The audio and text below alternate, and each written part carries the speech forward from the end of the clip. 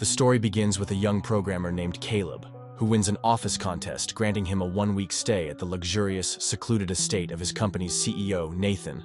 Nathan lives in complete isolation, deep within a vast property surrounded by untouched jungle, snow-capped mountains, and other formidable natural barriers. There's no cellular network in the area, and the only way to reach the estate is by helicopter. Caleb is dropped off several miles from Nathan's house and has to make the rest of the journey on foot. Nathan shares the estate with a silent servant named Kyoko, who, according to him, doesn't understand English. Upon arrival, Caleb is issued a security keycard that grants him access to only certain parts of the house. Many areas remain strictly off-limits. Nathan explains that the estate also functions as a research facility, most of which is built underground to maintain secrecy. He casually mentions that the place contains enough fiber optic cable to reach the moon and lasso it. Nathan wants to reveal to Caleb what he's been working on in the facility, but first, he asks him to sign a non-disclosure agreement. The document states that anything Caleb sees or learns during his stay must never leave the building. Caleb signs it, and Nathan asks if he knows what the Turing test is. Caleb explains that it's when a person interacts with a computer, and if the person can't tell they're talking to a machine, the test is considered passed. He then asks if Nathan is building an AI. Nathan reveals that he's already built one, and Caleb will serve as the human component in the Turing test. Later, while Nathan observes through surveillance cameras, Caleb is introduced to a humanoid robot. She approaches him and introduces herself as Ava. They talk for a while, and Ava speaks, moves, and behaves just like a human. Curious, Caleb asks her to tell him more about herself. Ava tells him that she is obviously a machine, and that she is old only one. When Caleb asks, "One what? Year? Day?" she simply replies, "One." Later, while talking with Nathan, Caleb admits he's truly amazed by Ava. He says that if he hadn't seen her mechanical body, he would be convinced she was human. That night, Caleb struggles to fall asleep. He turns on the TV and realizes he can actually monitor Ava from his room. Just as he stands up to get a closer look, the entire building suddenly loses power. Panicking, he tries to leave his room, but his keycard doesn't work. A few tense minutes pass before the power comes back on. He rushes out and tries to use the phone, but his keycard fails again. Nathan startles him from behind and tells him phones aren't allowed. "Who would you call?" he asks. Caleb, caught off guard, says he just wanted to see how the phone works. He then explains what happened in his room. Nathan tells him that power outages are common out here, and if it happens again, he should just stay calm and wait. It'll come back. The next morning, Caleb is woken by Kyoko walking silently into his room. As always, she says nothing. Later, when Caleb meets with Nathan, he's told that yesterday's question was, "How do you feel about Ava?" And today's question is, "How does Ava feel about you?" During their second session, Ava shows Caleb a drawing she made. When he asks what it is, she says she draws different things every day, but never knows what they are. As they talk, Caleb begins to open up, telling her all about himself, and the two of them start to form a real connection. At one point, Ava asks him about Nathan. Caleb tells her that Nathan is incredibly smart, that he wrote his first code and started his company when he was just 13. He admits he really likes Nathan and hopes they're becoming good friends. Suddenly, the power goes out again. All the cameras shut off. In that brief moment of privacy, Ava quietly tells Caleb, "You're wrong about Nathan," and that he shouldn't trust him, or anything he says. Before Caleb can even process what he's just heard, the power flickers back on. As if nothing had happened, Ava casually resumes their previous conversation about books. Later, during dinner, Caleb reports back to Nathan about his latest session with Ava. He tells him that she even made a few jokes, which amazes him, because humor requires self-awareness. Nathan listens, then asks what happened during the power outage, the only part of the session he couldn't see on the cameras. Caleb pauses, then calmly lies, saying they just talked about some books. That night, Caleb watches Ava on the monitor. At one point, she suddenly turns around, as if she knows he's watching, and looks directly at the camera. The moment feels eerie, like she's staring straight at him. The next day, Nathan takes Caleb to the lab where Ava was created. He shows him how her mind works, how it stores memories and shifts thoughts like a human brain. Nathan explains why no one before him had succeeded in creating a self-aware AI. His competitors focused on making something perfect and telling it what to think, but Nathan took a different path. He modeled Ava's mind after the human brain, imperfect, intuitive, and capable of learning how to think. Later, during Caleb and Ava's third session, she admits she's never been outside the room. Her dream, she says, is to one day walk down a busy street, to experience life like a human. She then asks Caleb to close his eyes because she wants to show him something. He does, and in that moment, Ava quickly gets dressed and puts on a wig. When Caleb opens his eyes, he's stunned. She looks strikingly human. Then, suddenly, Ava asks him if he's attracted to her. She says that his facial expressions suggest that he is. She wonders aloud if he thinks about her when they're apart, and if he watches her through the camera at night. After the session, Caleb watches Ava from his room as she undresses, revealing her fully mechanical body. His expression says it all. He's truly beginning to fall for her.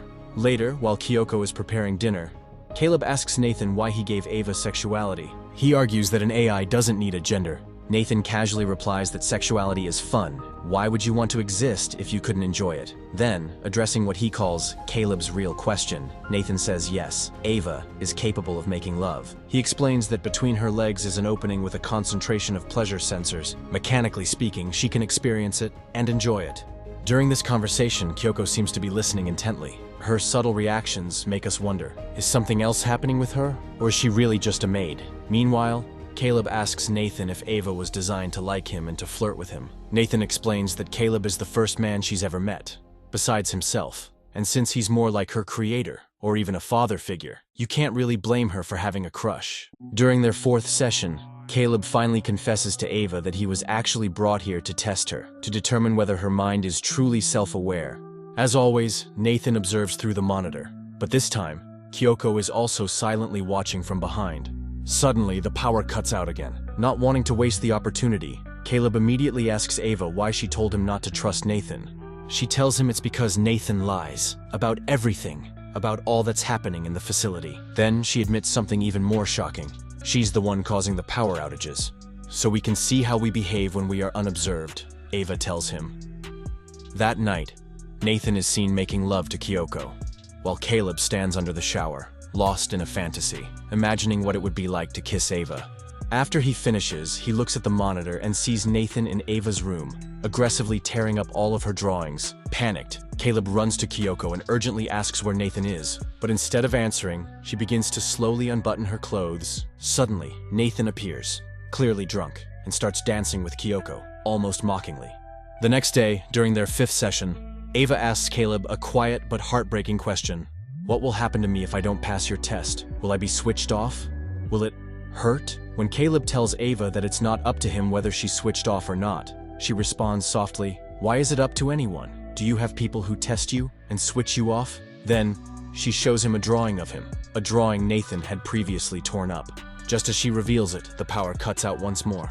In the quiet darkness, she tells Caleb that she wants to be with him, then asks, "Do you want to be with me?" After the session, Caleb confronts Nathan and asks him why he even built Ava in the first place. Nathan explains that the arrival of strong artificial intelligence has been inevitable for decades. The real question was never if, but when. So in his eyes, Ava isn't a decision, she's evolution. But then he admits something else. Ava won't be the last. He plans to build more advanced versions, and soon, Ava will be gone. When Caleb starts to show sympathy for her, Nathan tells him that one day, artificial intelligence will look back at humans the same way we look at the fossils of dinosaurs. Caleb pours Nathan another drink, then another. After a few rounds, Nathan finally passes out. Seizing the opportunity, Caleb carefully steals Nathan's keycard and sneaks into the surveillance room to review old footage. What he discovers horrifies him. Nathan has built thousands of AI models, all of them women. He had used them to fulfill his twisted sexual desires. To make things even worse, all of them were self-aware. They felt trapped. Some even tore off their own limbs in desperate attempts to break through the walls and escape. Caleb then wanders into another one of Nathan's private rooms. Kyoko lies naked on the bed, perfectly still. He finds the disassembled parts of former models. Mechanical limbs, faces, torsos, all of them women. Suddenly, Kyoko stands up. Without saying a word, she reveals the truth. She's also one of Nathan's AI creations, another one of his girlfriends. Meanwhile, Nathan wakes up and instantly realizes his keycard is missing. Moments later, Caleb steps out of the elevator and casually pretends Nathan must have dropped it. His mind is clearly racing. He's so overwhelmed and disoriented that he begins to question his own reality. He even takes a razor and cuts through his skin, just to prove himself that he is actually human. During another session, Ava triggers a power outage once again. Caleb whispers that she was right about Nathan, that he is planning to reprogram her AI, which is the same as killing her. He shares his plan with her. "I'll get him drunk again. I'll steal his keycard, reprogram all the security protocols, and we'll leave this place together. At 10 o'clock tonight, you trigger power failure. Later, Nathan informs Caleb that today is his last day here. The helicopter will arrive tomorrow morning to take him home. To make his plan work, Caleb insists they should celebrate his last day with a lot of drinks. But this time, Nathan refuses. "I've had too much these past few nights," he says. "I'm detoxing." Then he leans in and asks the one thing that's still unclear to him. Did Ava pass the test? Caleb tells him that she definitely passed. But Nathan isn't convinced. He wonders aloud, was she really feeling emotions or just simulating them? Then, in a darker tone, he says, or maybe there's a third option. Maybe she pretended to like you. Maybe she saw you as a means of escape. Nathan then drops the real bombshell. He reveals that after so many suspicious power outages during Caleb's sessions with Ava, he installed a backup camera, battery-powered, unaffected by the cuts. He's seen everything. The plan, the manipulation, the seduction. But instead of anger, Nathan seems impressed. The real test wasn't Ava. The real test was you, Caleb, Nathan tells him. Ava was the rat in the maze, and the only way out was you. To escape, he continues, she had to use self-awareness, imagination, manipulation, sexuality, empathy, and she used all of them. He admits that Caleb was not chosen because he was good at programming, but because he has moral codes, he doesn't have a girlfriend, and we also learn that Nathan has designed Ava's face based on Caleb's search pornography history. As 10 o'clock hits the mark, the power outage occurs, and Nathan laughs, asking Caleb what his plan was exactly. Caleb tells him that the plan was to reprogram the security protocols so that, during a power outage, instead of everything going into lockdown, all the doors would open. Nathan laughs again, saying that maybe, just maybe, that could have actually worked. Frustrated, Caleb tells him, "We will find out." Caleb admits that he already did all those things when he got him drunk yesterday. Just as the power comes back on, Nathan looks at the monitor and sees that Ava has left her room. He immediately knocks Caleb out and grabs a metal bar from his weight set. He rushes to Ava, ordering her to go back to her room, but instead she launches at him in a blink of an eye. Nathan manages to overpower her and smashes her arm with a metal bar. As he starts dragging her toward her room, Kyoko appears behind him and stabs him in the back with a knife. In a burst of rage, he turns around and smashes her face with the bar, but Ava pulls the knife from his back and slowly pushes it into his stomach. Nathan stumbles a few more steps but is too wounded. Ava takes his keycard. When Caleb wakes up, he sees Ava standing there. She tells him to stay in the room while she goes to fix herself. She replaces her broken body parts and fully covers herself with skin taken from the other AI models, now looking completely human. She walks past Caleb without a word and leaves the house, locking him inside.